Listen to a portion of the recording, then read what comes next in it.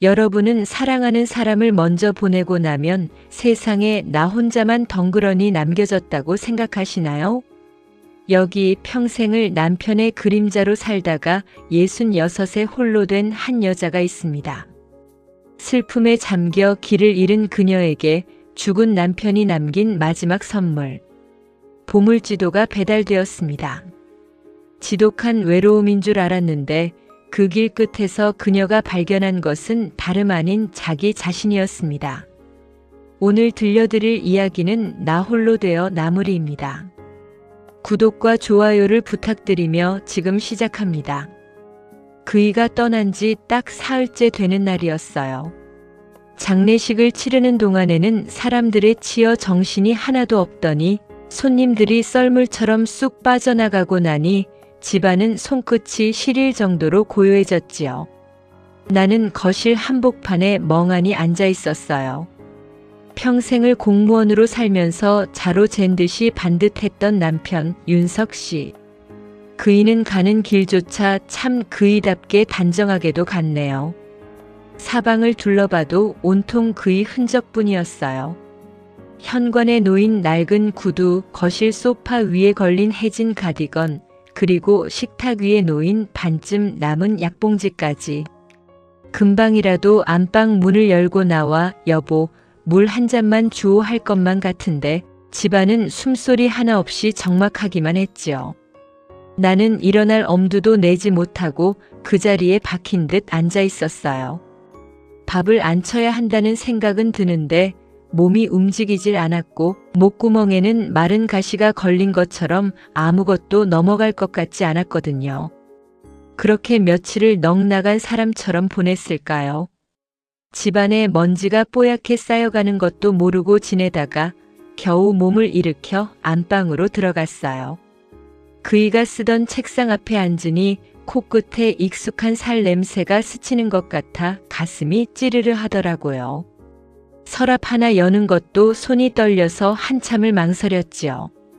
겨우 첫 번째 서랍을 열었더니 거기 낡은 만년필 한 자루랑 두툼한 봉투 하나가 놓여 있었어요. 봉투 겉면에는 내 이름 3글자 이명자가 삐뚤지 않게 적혀 있었지요. 이명자, 내가 끝까지 옆에 있겠다고 약속해놓고 먼저 가서 참 미안하오. 당신 혼자 이 넓은 세상에 덩그러니 남겨두고 가는 내 마음이 오죽하겠소. 하지만 너무 슬퍼만 하지 마구려. 당신 심심하지 않게 내가 보물지도를 하나 남겨두었으니 이제부터 한 달에 한 번씩만 이 편지들을 열어보시오. 편지 속에는 강원도 고성에 있는 작은 기차역 이름이랑 차표 한 장이 들어있었어요. 날짜를 보니 아직 보름이나 남은 표였지요. 이 양반이 갈 때까지 사람을 가만히 안 두네. 나는 젖은 눈가를 훔치며 픽 웃음이 났어요. 평생 남편 그림자로 애들 엄마로만 사느라 내 이름 석자는 잊고 산지 오래인데 그이는 죽어서까지 나한테 숙제를 내주고 있었던 거예요. 떠날 결심을 하기까지 참 오래 걸렸어요. 자식들은 이제 자기들 살기 바쁘고 텅 빈 집에서 벽지만 보고 있자니 가슴에 커다란 구멍이 뚫린 것 같아 숨을 쉴 수가 없었거든요. 그이가 왜 이런 표를 남겼을까? 나보고 거기 가서 뭘 보라는 걸까? 그런 생각을 하다 보니 아주 조금씩 기운이 생기기 시작했어요. 보름 동안 집안을 정리하고 그이 옷가지를 깨끗이 빨아 넣어두고 비로소 작은 가방 하나를 챙겼지요. 기차는 북쪽을 향해 달렸어요. 덜컹거리는 기차 창밖으로 흐르는 풍경을 보는데 문득 우리가 처음 만났던 20살 시절이 떠오르더라고요. 그때 그이는 숫기가 없어서 내 손 한 번 잡는데도 한 달이 걸렸었지. 그런 생각을 하니 입가에 슬며시 미소가 번졌어요. 사실 고성은 우리가 신혼여행 때 가려다 비가 너무 많이 와서 못 갔던 곳이었거든요. 그이는 그걸 여태 기억하고 있었던 모양이에요. 고성역은 바다 냄새가 훅 끼쳐오는 아주 작은 역이었어요. 역 앞에는 오래된 찻집이 하나 있었는데 그 입구에 들어서자마자 찻집 주인이 나를 빤히 쳐다보는 게 아니겠어요? 혹시 서울서 오신 이명자 씨 되시나요? 어머, 저를 어떻게 아세요? 주인은 빙그레 웃으며 대답했지요. 전날 어떤 신사분이 오셔서 이 물건을 꼭 전해달라고 신신당부하고 가셨거든요. 아주 인상이 선하고 다정한 분이셨어요. 여기서 전날이라는 건 그이가 쓰러지기 딱 일주일 전이었어요. 그이는 몸이 예전 같지 않다는 걸 미리 알고 혼자 몰래 이 먼 길을 다녀갔던 거예요. 주인이 내민 건 작은 가방 하나였어요. 가방을 열어보니 그 안에는 하얀 스케치북이랑 색색의 파스텔이 들어있었지요. 나는 떨리는 손으로 스케치북 첫 장을 넘겨보았어요. 거기엔 그이의 반듯한 글씨가 또 적혀 있었답니다. 명자, 당신 미래 가고 싶어 했던 꿈, 내가 가로막았던 것 같아 늘 마음이 무거웠소. 나 때문에 잊고 살았던 당신의 보랏빛 꿈을 여기서 다시 그려보구려. 나 홀로 남았다고 울지 마소. 당신이 솜씨 좋게 붓을 들 때마다 나는 그 색깔 속에 살포시 숨어 있을 테니까. 나는 역전 벤치에 앉아 처음으로 바다를 그리기 시작했어요. 서툰 솜씨였지만 파란 바다색을 칠할 때마다 가슴 속에 꽉 막혔던 응어리가 조금씩 녹아내리는 기분이 들었지요.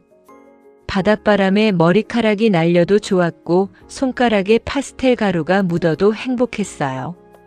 남편이 떠난 자리는 지독한 슬픔의 구멍이 아니라 어쩌면 내가 다시 피어날 수 있는 빈터일지도 모른다는 생각이 들었습니다.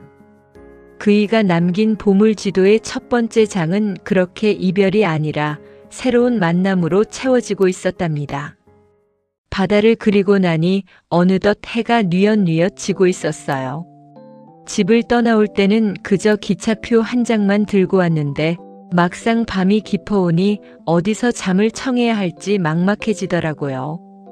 고성의 바닷바람은 생각보다 찼고 주머니 속의 손은 갈 곳을 몰라 자꾸만 꼼지락거렸지요. 그때였어요. 아까 그 찻집 주인이 나를 다시 불러 세우더니 작은 열쇠 하나를 내미는 게 아니겠어요? 할머니, 그 신사분이 저 역 너머 언덕 위에 있는 민박집도 미리 예약을 해두셨어요. 이 열쇠 가져가시면 됩니다. 방 따뜻하게 데워놨을 거예요. 나는 열쇠를 받아들고 언덕길을 천천히 올랐어요. 무릎이 조금 시큰거렸지만 한 발자국 내디딜 때마다 남편 윤석 씨가 내 앞을 먼저 걸어가며 길을 터주는 것 같은 기분이 들었지요. 민박집 문을 열고 들어가니 정말 방바닥이 절절 끓을 정도로 따뜻하더라고요. 가방을 내려놓고 그 따뜻한 아랫목에 몸을 뉘었는데 이상하게 눈물이 왈칵 쏟아졌어요. 평생을 무뚝뚝한 공무원으로 살면서 살가운 말 한마디 못하던 양반이 어쩌자고 여기까지 와서 방바닥 온기까지 챙겨두었을까요? 그날 밤 나는 파도 소리를 자장가 삼아 참 오랜만에 깊은 잠에 들었어요. 꿈속에서 윤석 씨는 젊은 시절의 모습으로 나타나 내 어깨를 툭 치며 명자 씨, 바다 보니까 좋지? 하고 묻더군요. 아침에 눈을 뜨니 창문 너머로 푸른 바다가 한눈에 들어왔어요. 머리맡에는 어제 받은 가방 속에 들어있던 두 번째 편지가 놓여 있었지요. 나는 떨리는 손으로 그 봉투를 뜯었어요. 명자, 고성 바다 보니까 마음이 좀 트이는 것 같소? 당신, 고생만 시킨 이 못난 남편이 줄 수 있는 건 이런 바람 소리뿐이라 미안하구려. 이제 짐을 챙겨서 속초항으로 내려가 보시오. 거기 가면 삼복인의 식당이라고 있을 거요. 우리 신혼여행 때 비가 와서 못 먹었던 그 곰치국 가서 꼭 한 그릇 비우고 오시오. 나는 주섬주섬 짐을 챙겨 속초로 향하는 버스를 탔어요. 버스 창가에 머리를 기대니 예전 생각이 나더라고요. 30살쯤 됐을까요? 큰애 낳고 몸조리도 제대로 못한 채 살림하느라 얼굴이 노랗게 떴을 때 그이는 퇴근길에 늘 검은 봉다리에 붕어빵이며 귤이며 사들고 왔었지요. 고생이 많소 그 한마디가 세상에서 제일 듣고 싶었는데 그이는 꼭 봉지만 툭 던져두고는 안방으로 쏙 들어가 버리곤 했어요. 그때는 그 뒷모습이 참 야속했는데 지금 생각하니 그게 그 양반 나름의 사랑 고백이었던 모양이에요. 속초항은 사람 냄새로 북적거렸어요. 비릿한 바다 내음 속에 상인들의 거친 목소리가 섞여 있었지요. 한참을 헤맨 끝에 찾아낸 삼복인의 식당은 작고 허름했어요. 문을 열고 들어가자 머리가 희끗한 주인 할머니가 나를 보자마자 아이고 오셨네 하며 반갑게 맞아주셨어요. 어머, 저를 기다리셨나요? 그럼요. 저번 달에 어떤 점잖은 신사분이 오셔서 돈을 미리 10,000원짜리 몇 장 쥐어주시면서 우리 집 곰치국이 제일 맛있으니 꼭 정성껏 대접해달라고 신신당부를 하셨거든요.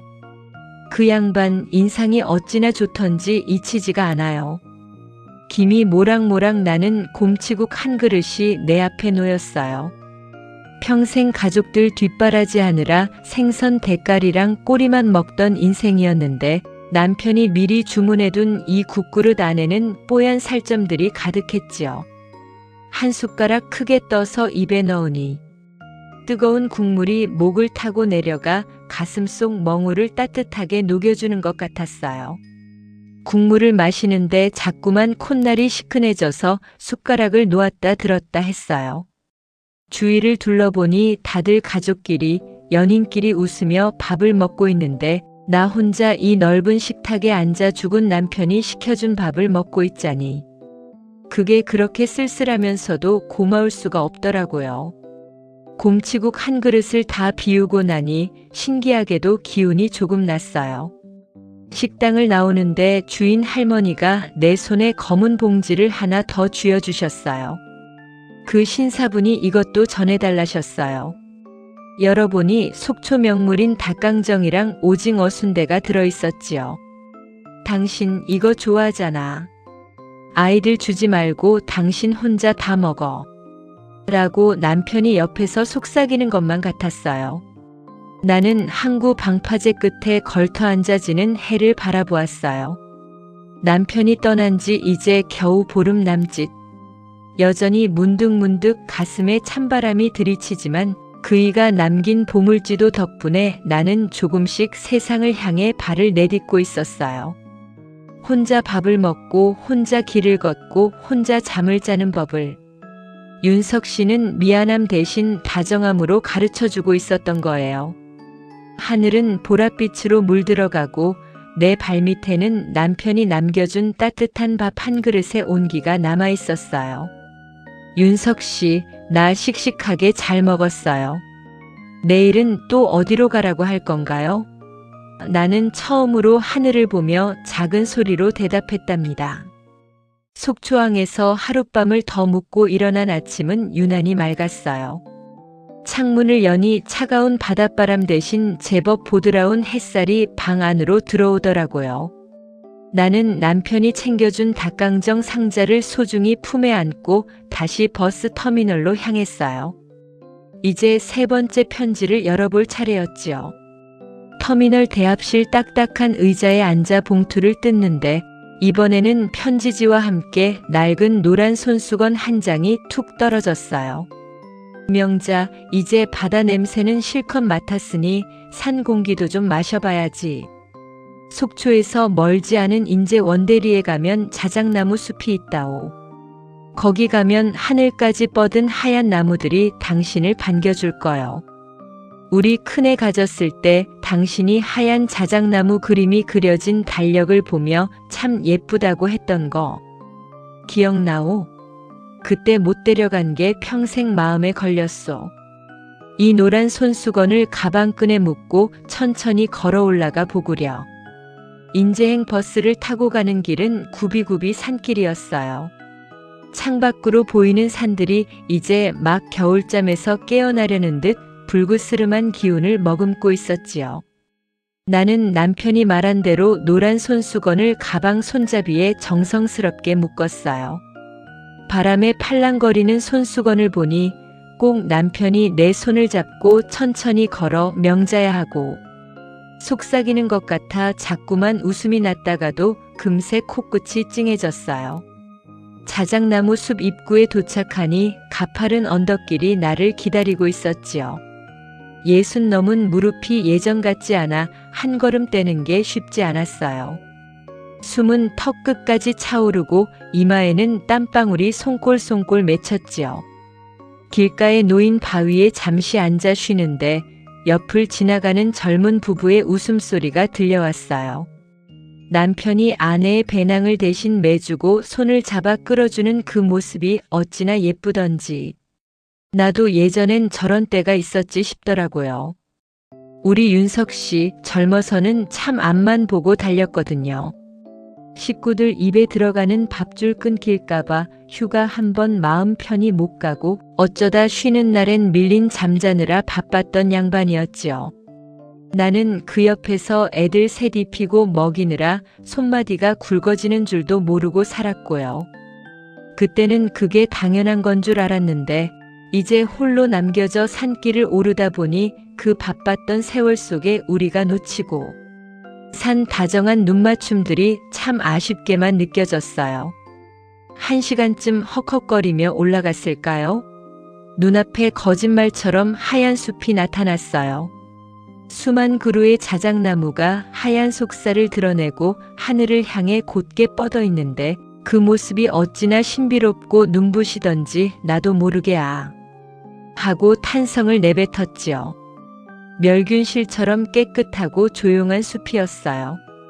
발밑에 밟히는 마른 잎 소리마저도 아주 크게 들릴 정도였으니까요. 숲 한복판에 있는 벤치에 앉아 한숨을 돌리는데 저 멀리 숲지기 아저씨 한 분이 다가왔어요. 혹시 이명자 씨 되십니까? 아저씨는 내 가방에 묶인 노란 손수건을 보더니 빙그레 웃으셨어요. 지난달에 아주 점잖으신 신사 한 분이 여길 오셨더랬죠. 몸이 좀 불편해 보이셨는데도 이 숲을 한 바퀴 다 도시고는 나중에 노란 손수건 묶은 아주머니가 오면 이 자리에 꼭 앉게 해달라고 부탁하셨거든요. 이 자리가 숲에서 햇살이 가장 잘 드는 명당이랍니다. 아저씨는 따뜻한 보리차 한 잔을 건네주고는 조용히 자리를 비켜주셨어요. 나는 그 벤치에 앉아 남편이 골라준 햇살을 온몸으로 받았지요. 따뜻했어요. 세상에 홀로 남겨졌다는 두려움이 그 햇살 속에 조금씩 녹아내리는 것 같았어요. 남편은 알고 있었던 거예요. 내가 혼자 집에 있으면 슬픔이라는 그늘 속에 갇혀 영영 나오지 못할 거라는 걸. 그래서 이렇게 일부러 볕이 잘 드는 숲까지 나를 끌어내준 것이지요. 나는 가방에서 어제 속초에서 산 오징어 순대를 꺼냈어요. 숲지기 아저씨가 준 보리차랑 같이 먹으니 꿀맛이 따로 없었지요. 평생 남편 식성, 자식들 식성에만 맞춰서 차리던 밥상이었는데 이제야 오롯이 나만을 위해 차려진 숲속의 식탁에 앉아있는 기분이었어요. 윤석 씨는 이 숲을 미리 걸으며 무슨 생각을 했을까요? 아마도 나를 홀로 두고 가야 하는 미안함을 이 하얀 나무 껍질마다 새겨두었겠지요. 여보, 나 여기 잘 왔어요.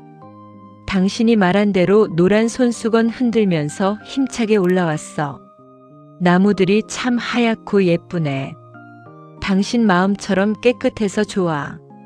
나는 나무 사이를 지나는 바람 소리에 대답했어요. 그러자 나무들이 일제히 몸을 흔들며 잘했어. 명자야 하고 화답하는 것 같았지요. 숲을 내려오는 길은 올라갈 때보다 훨씬 가벼웠어요. 내 가방에 묶인 노란 손수건은 이제 이별의 징표가 아니라 내일로 나아가는 희망의 깃발처럼 느껴졌답니다. 남편이 남긴 보물지도의 3번째 장. 그곳은 낡은 슬픔을 털어내고 새로운 숨을 들이마시는 하얀 숲이었어요. 나는 인제 산골의 맑은 공기를 가슴 깊이 담으며 네 번째 편지에는 또 어떤 풍경이 담겨 있을지 설레는 마음으로 산을 내려왔습니다. 인제의 하얀 숲에서 내려온 다음 날 나는 몸이 천근만근이었어요.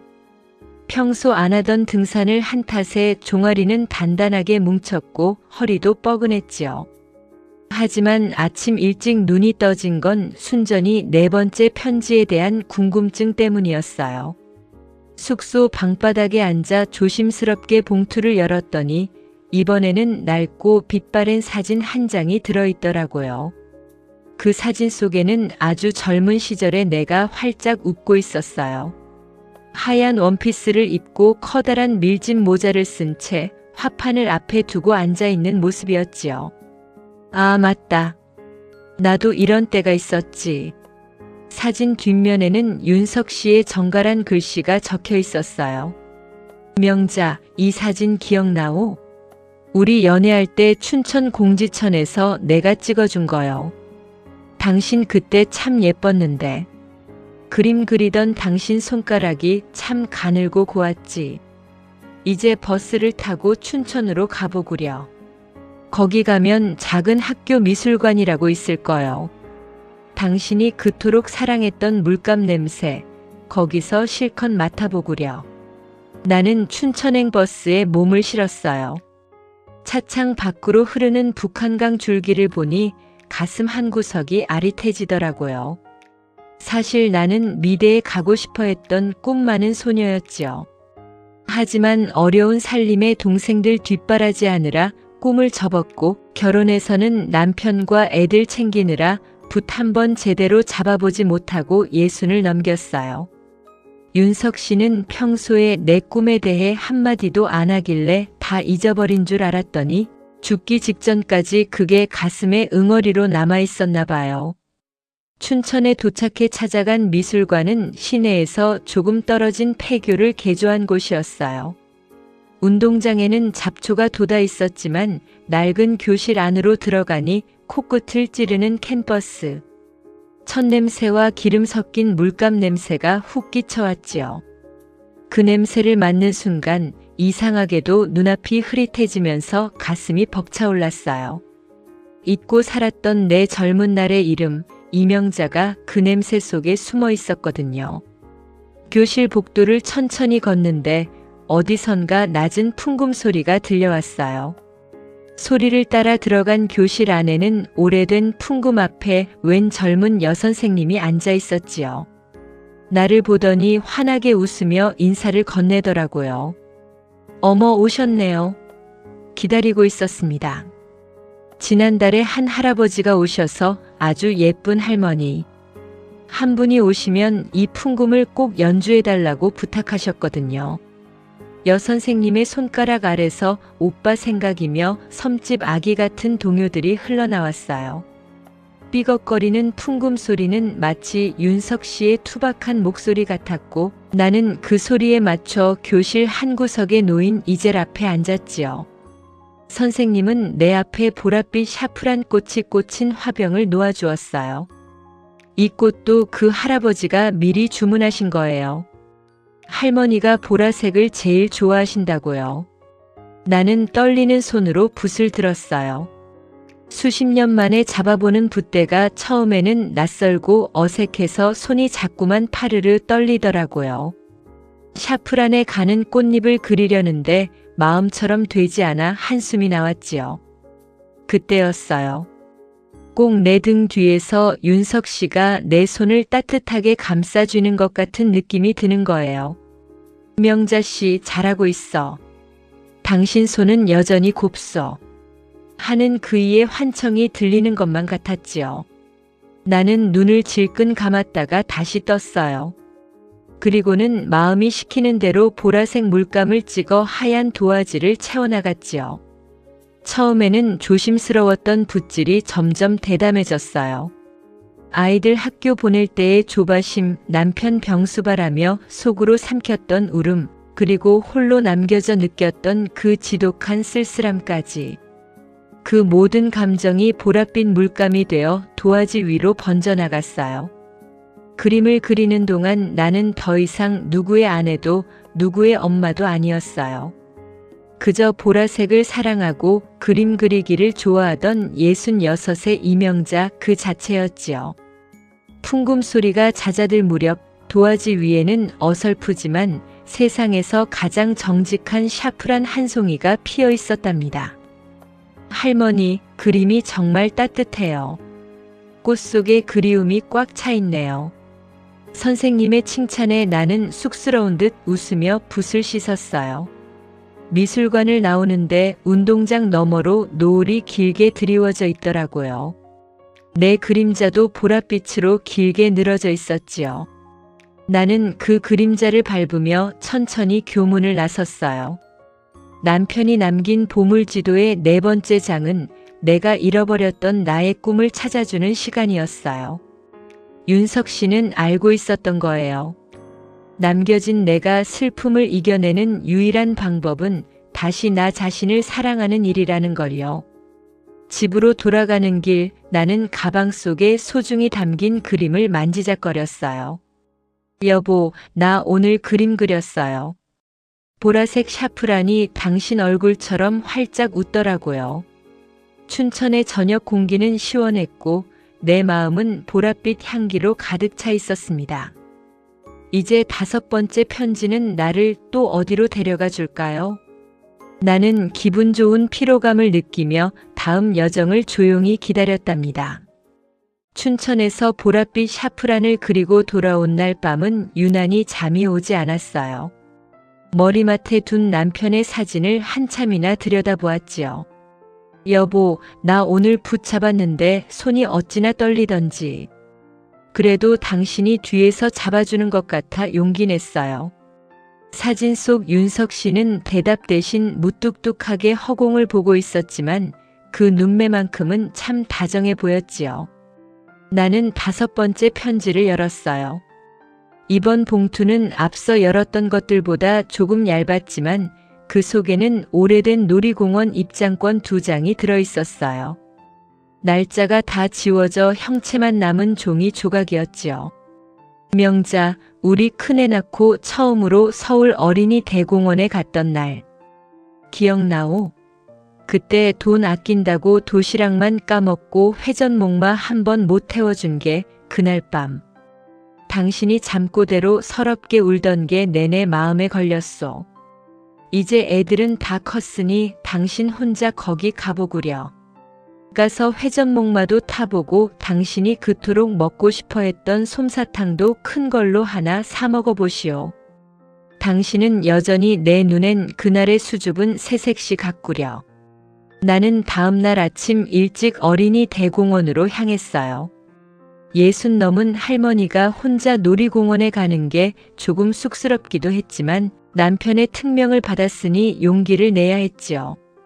지하철역에서 내려 공원 정문에 들어서는데 색색의 풍선들과 아이들의 웃음소리가 공기를 가득 채우고 있었어요. 그 소란스러움이 예전에는 정신없게만 느껴졌는데 혼자 서 있으니 그 소리들이 참 따뜻하고 생기 있게 들리더라고요. 공원길을 천천히 걷는데 저 멀리서 달콤한 냄새가 바람을 타고 날아왔어요. 설탕 녹는 냄새, 바로 솜사탕이었지요. 나는 솜사탕 기계 앞에 길게 늘어선 아이들 뒤에 슬그머니 줄을 섰어요. 내 차례가 되자 젊은 청년이 의아한 듯 나를 보며 웃더라고요. 할머니, 손주 주시게요? 나는 수줍게 대답했지요. 아니요, 제가 먹으려고요. 커다랗고 하얀 솜사탕을 손에 들고 벤치에 앉았어요. 한 입 베어 무늬 입안에서 사르르 녹아 없어지는데 그 달콤함이 꼭 남편이 젊은 시절 내 귓가에 속삭여주던 말 같았어요. 예전에는 애들 입에 하나라도 더 넣어주느라.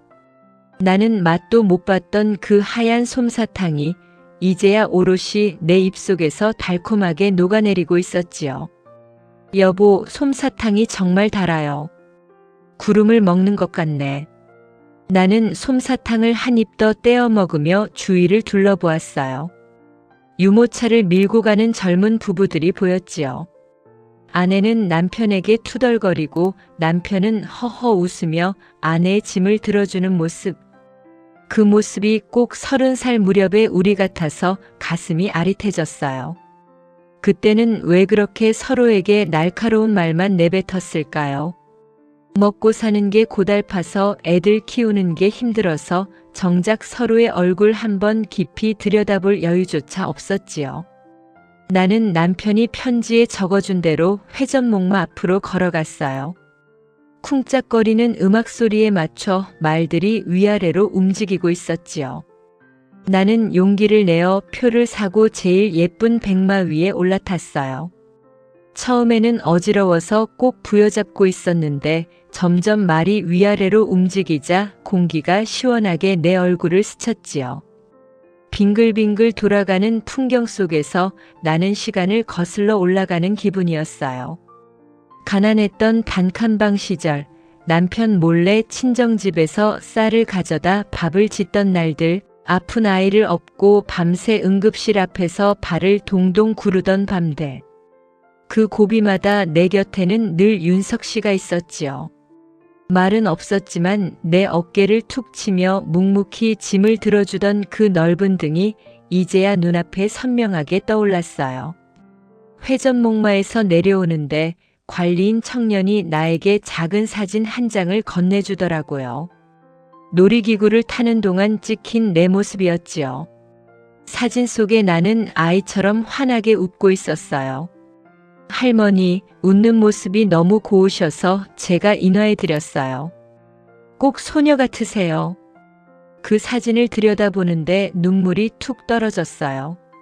나도 이렇게 웃을 줄 아는 사람이었는데 평생 누구의 엄마로 누구의 아내로만 사느라 내 웃음이 어떻게 생겼는지조차 잊고 살았던 거예요. 윤석 씨는 이 회전목마 위에서 내가 잃어버린 그 환한 웃음을 다시 찾아주고 싶었던 모양이에요. 나는 공원 한 구석에 있는 징검다리 연못가에 앉았어요. 돌 하나하나를 밟으며 건너가는 아이들을 보며 생각했지요. 우리 인생도 저 징검다리 같다고요. 슬픔이라는 돌을 밟을 때도 있고 기쁨이라는 돌을 밟을 때도 있지만 결국 그 돌들을 하나하나 다 밟고 가야만 건너편에 닿을 수 있는 거라고요. 남편은 이미 그 징검다리를 다 건너가 저쪽 언덕에서 나를 기다리고 있겠지요. 하지만 서두르지 말라고 남은 돌들을 천천히 하나씩 다 밟으며 그 위에서 충분히 행복하라고 이 보물지도를 남겨준 거예요. 나는 가방 속에 든 솜사탕 막대기를 만지작거리며 남편의 깊은 사랑을 다시 한번 느꼈습니다. 윤석 씨, 나 오늘 회전목마 탔어요. 하나도 안 무섭고 정말 재밌더라. 당신이랑 같이 탔으면 더 좋았을 텐데. 그래도 내 옆자리에 당신이 앉아 있는 것 같아 든든했어요. 공원을 나오는 길 지는 해가 내 뒤를 따스하게 비추고 있었어요. 솜사탕의 달콤함은 입안에서 사라졌지만 그 달콤함이 준 위로는 내 마음속에 깊이 남았지요. 남편이 남긴 5번째 장은 내가 짊어지고 온 삶의 무게를 추억이라는 이름으로 가볍게 바꿔주는 마법 같은 시간이었답니다. 나는 가벼워진 발걸음으로 집으로 향했어요. 이제 다음 편지는 나를 어디로 데려다 줄까요? 슬픔은 이제 더 이상 뾰족한 가시가 아니라 보드라운 솜사탕처럼 내 마음을 감싸 안고 있었습니다. 놀이공원의 달콤한 여운이 채 가시기도 전이었어요. 나는 집으로 돌아와 6번째 편지를 열었지요. 이번에는 편지 봉투 속에 작은 종이 봉지 하나가 더 들어있었어요. 흔들어 보니 사락사락 소리가 나는 게 꼭 마른 모래 알갱이 같더라고요. 봉지를 열어보니 아주 작고 까만 씨앗들이 가득 들어 있었지요. 명자, 그 씨앗은 보라색 샤프란 꽃이요. 당신이 춘천에서 그렸던 그 꽃 말이요. 이제 마지막 여정을 떠날 채비를 하구려. 충청도 예산에 가면 우리가 처음 살림을 차렸던 그 작은 동네 기억나오? 거기 마을. 어귀에 커다란 느티나무가 있고 그 옆에 빨간 우체통이 하나 서 있을 거요. 거기 가서 이 씨앗들을 정성껏 심어주구려. 당신과 나의 가장 가난했지만 가장 뜨거웠던 시절이 거기 묻혀 있으니 말이요. 나는 다음날 짐을 챙겨 예산으로 향하는 기차에 몸을 실었어요. 예산역에 내려 버스를 타고 굽이굽이 시골길을 들어가는데 창밖 풍경이 낯익으면서도 참 많이 변했더라고요. 우리가 신혼 때 살던 그 작고 허름한 자취방은 이제 흔적도 없이 사라지고 커다란 건물이 들어섰지만 마을 어귀를 지키는 그 늙은 느티나무만은 여전했어요. 나무 아래 선이 40년 전의 찬바람이 훅 불어오는 것 같았지요. 그때 우리는 참 가진 게 없었잖아요. 윤석 씨는 말단 공무원 월급이라고 봉투째 가져다 주는데 그것 쪽에서 방세 내고 쌀 사고 나면 남는 게 없었지요. 겨울이면 연탄 한 장 아끼려고 둘이 껴안고 잠들던 그 좁은 방. 지금 생각하면 어떻게 살았나 싶지만 그때는 그게 고생인 줄도 모르고 서로만 보고 살았더랬죠. 나는 남편이 말한 그 빨간 우체통을 찾아냈어요. 세월의 색이 바래서 이제는 분홍빛에 가까워진 낡은 우체통이었지요. 그 옆 작은 공터에 무릎을 굽히고 앉아 호미도 없이 손가락으로 흙을 팠어요. 손톱 밑에 검은 흙이 끼고 찬 기운이 손끝을 타고 올라왔지만 나는 정성스럽게 구멍을 내고 남편이 준 샤프란 씨앗을 하나하나 심었지요. 여보, 나 여기 왔어요.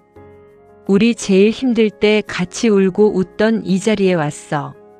당신이 준 씨앗들 내가 아주 예쁘게 심어 놓을게요. 내년에 이 보라색 꽃이 피면 당신도 보러 올 거지요? 흙을 덮고 손바닥으로 꾹꾹 눌러주는데 갑자기 우체통 안에서 바스락 소리가 나는 거예요. 설마 하고 우체통 문을 열어보았더니 거기 먼지 쌓인 봉투가 하나 덩그러니 놓여 있더라고요. 내 이름이 적힌 남편의 마지막 편지였어요. 그이는 죽기 한 달 전 몸도 가누기 힘든 상태에서 혼자 이 먼 곳까지 내려와 우체통에 이 편지를 넣어두고 갔던 거예요. 편지를 펴자마자 나는 그 자리에 주저앉아 엉엉 울고 말았어요. 명자, 여기까지 오느라 고생 많았소. 당신이 이 편지를 읽을 때쯤이면 나는 세상에 없겠지만 내 마음은 여전히 이 우체통 안에서 당신을 기다리고 있었소. 사실 나는 당신이 미래를 포기하던 날 밤새 대문 밖에서 울었소. 내 능력이 부족해서 당신 꿈을 꺾어버린 것 같아 평생이 미안했소. 그래서 나 죽거든 슬퍼만 하지 말고 당신이 하고 싶었던 일들 하나씩 다 해보며 살라고 이 보물지도를 만든 거요. 나 홀로 되어 남는 건 당신이 아니라 내 미안함이었소. 당신은 이제 자유롭게 훨훨 날아오르구려. 남편은 알고 있었던 거예요. 내가 혼자 남겨져서 느끼는 슬픔보다 평생을 희생하며 살아온 내 삶에 대한 안쓰러움이 더 컸다는 것을요. 나는 그 낡은 우체통을 붙잡고 한참을 울었어요. 주위 사람들은 60 넘은 할머니가 우체통 앞에서 왜 저러나 싶어 쳐다봤지만 나는 상관없었지요. 그동안 가슴속에 켜켜이 쌓아두었던 서글픔과 미안함이 그 눈물과 함께 흙 속으로 다 스며드는 기분이었거든요. 해는 뉘엿뉘엿 지고 느티나무 그림자가 길게 드리워졌어요. 나는 눈물을 닦고 일어나 남편이 심어둔 그 길을 다시 바라보았어요. 씨앗을 심은 자리에는 이제 보이지 않는 희망이 자라나고 있었지요. 남편은 나를 떠난 게 아니었어요. 그는 내 마음속에 가장 단단한 뿌리를 내리고 내가 지치고 외로울 때마다 기댈 수 있는 커다란 느티나무가 되어준 것이지요.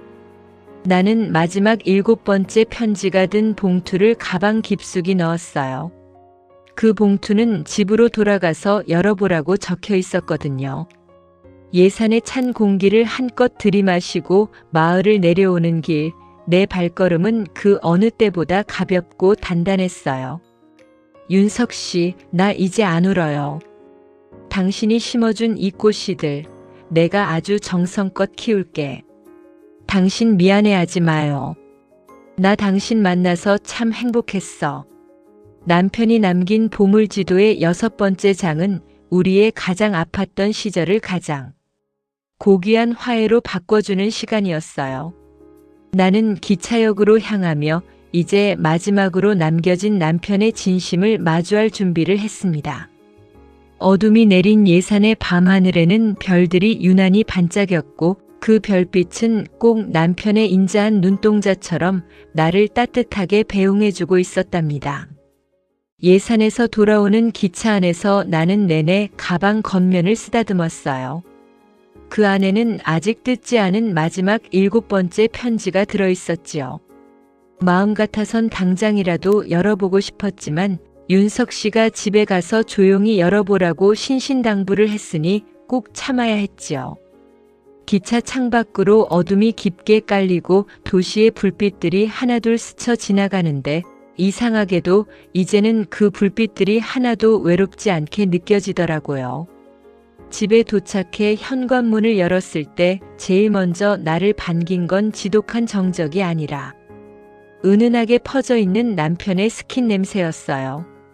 예전 같으면 그 냄새에 가슴이 무너져 내렸을 텐데 일주일간의 여행을 마치고 돌아온 지금은 꼭 명자씨 고생 많았소. 어서 들어와 쉬구려 하는 남편의 목소리처럼 들려왔지요. 나는 겉옷도 벗지 않은 채 거실 소파에 앉아 가방에서 마지막 봉투를 꺼냈어요. 봉투는 생각보다 가벼웠지만 그 안에 든 종이의 무게는 내 평생의 세월보다 무겁게 느껴졌지요. 조심스럽게 편지를 펴자 이제는 너무도 익숙해진 그이의 반듯한 글씨가 눈물 위로 번져왔어요. 명자, 이제 집에 도착했구려. 내 보물지도를 따라 낯선 길 걷느라 무릎은 안 아픈지 걱정돼요. 사실 이 마지막 편지는 당신에게 내 남은 재산이나 집을 어떻게 하라는 이야기가 아니오. 당신 서재 책상 밑에 보면 내가 미리 사둔 작은 화분이 하나 있을 거요. 거기엔 아직 아무것도 심겨 있지 않지만 그 화분에 이름을 하나 붙여주구려. 바로 이명자라는 당신의 이름 말이요. 나는 홀린 듯 서재로 달려갔어요. 책상 밑에는 남편의 말대로 아주 예쁜 보랏빛 화분 하나가 놓여 있었지요. 그 옆에는 조그만 메모지가 하나 더 붙어 있었어요. 나 홀로 되어 나물이라던 그 말, 이제는 내가 당신에게 돌려주겠소. 나는 당신 마음속에 영원히 남을 테니 당신은 이제 나 없는 세상에서도 당신의 색깔로 활짝 피어나시오. 춘천에서 그린 그 샤프란 그림을 이 화분 뒤에 걸어두고 매일 아침 당신 자신에게 인사를 건네주구려. 명자씨, 오늘도 참 고우십니다 하고 말이요. 그게 내가 당신에게 남기는 진짜 마지막 보물이요. 나는 그 자리에 주저앉아 화분을 꼭 껴안았어요. 눈물이 쉴 새 없이 흘러 화분 바닥을 적셨지만 그 눈물은 이제 슬픔이 아니라 내 가슴속 깊은 곳에서 피어나는 기쁨의 눈물이었지요. 윤석 씨는 끝까지 나를 혼자 두지 않았던 거예요. 내가 혼자서도 밥을 먹고 혼자서도 길을 걷고 혼자서도 웃을 수 있도록 일주일 동안 나를 단단하게 훈련시켜준 것이지요. 다음 날 아침 나는 참 오랜만에 일찍 일어나 창문을 활짝 열었어요. 찬 공기가 거실 가득 들어왔지만 나는 해수기 며느리가 짜준 털실 목도리를 목에 두르고 마당으로 나갔지요. 예산에서 가져온 흙을 화분에 채우고 남편이 준 샤프란 씨앗 몇 알을 심었어요. 그리고는 화분 옆에 춘천에서 그린 내 그림을 나란히 세워두었지요. 여보, 나 이제 정말 괜찮아요. 당신이 남긴 이 보물지도 덕분에 내가 얼마나 예쁜 사람인지, 내가 얼마나 그림을 사랑했는지 다시 알게 됐어. 당신 말대로 매일 아침 나한테 인사할게요. 당신이 내 곁에서 속삭여주던 그 말들, 이제 내가 나 자신에게 들려줄게요. 부엌으로 들어가 나만을 위한 정갈한 아침상을 차렸어요. 남편이 좋아하던 된장찌개 대신 내가 좋아하는 맑은 미역국을 끓이고 고소한 김구이도 준비했지요. 혼자 먹는 밥상이지만 전혀 쓸쓸하지 않았어요. 숟가락을 들 때마다 남편이 맞은편에서 빙그레 웃으며 맛있게 드시오, 명자씨 하고 말해주는 것 같았거든요. 식사를 마치고 거울 앞에 섰어요. 66, 눈가엔 주름이 자글자글하고 머리엔 서리가 내려앉았지만 거울 속에 나는 그 어느 때보다 환하게 빛나고 있었지요. 남편이 떠나고 홀로 남겨진 줄만 알았는데 사실 나는 남편의 사랑이라는 커다란 숲 안에 머물고 있었던 거예요. 그날 이후로 내 일상은 조금씩 변하기 시작했어요. 동네 복지관에 나가 다시 붓을 잡았고 가끔은 혼자 기차를 타고 이름 모를 간이역에 내려 보랏빛 노을을 구경하기도 했지요. 사람들은 나를 보고 남편 보낸 지 얼마 안 됐는데 참 씩씩하시네 하며 수군거리기도 했지만 나는 상관없었어요. 내가 행복해야 하늘나라에 있는 윤석 씨도 마음 편히 쉴 수 있다는 걸 이제는 너무나 잘 알기 때문이지요. 어느덧 시간이 흘러 베란다 화분에서 보랏빛 샤프란이 쏙 고개를 내밀던 날 나는 마당 벤치에 앉아 하늘을 보며 나직이 은졸였어요. 그래요, 나 홀로 되어 남으리. 당신이 남겨준 이 찬란한 사랑을 품고 나는 오늘도 이명자로 당당하게 살아가리. 남편이 남긴 보물 지도는 끝이 났지만 내 인생의 지도는 이제부터 다시 그려지기 시작했어요. 보랏빛 물감으로 채워질 내일이 나는 더 이상 두렵지 않았습니다. 바람에 실려온 샤프란 향기가 내 코끝을 스치며 사랑해, 명자야 하고 속삭이는 것 같은 참으로 눈부시게 아름다운 아침이었습니다.